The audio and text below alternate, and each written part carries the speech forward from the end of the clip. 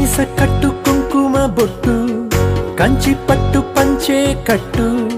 అల్లుకుంది అనుబంధము మమతలు ముడివేస్తూ తను తన తాళి బొట్టు ఆమె తన ఆయువు పట్టు ఏకమైంది దాంపత్యము 7 అడుగులు వేస్తూ నాలో సగం నీవంటూ నీలో సగం నేనంటూ జనుమలు జత పడువలపుగ ఇరు మనసులకొక తలపుగ కలగలిసిన ఒక తను శతమానం భవతి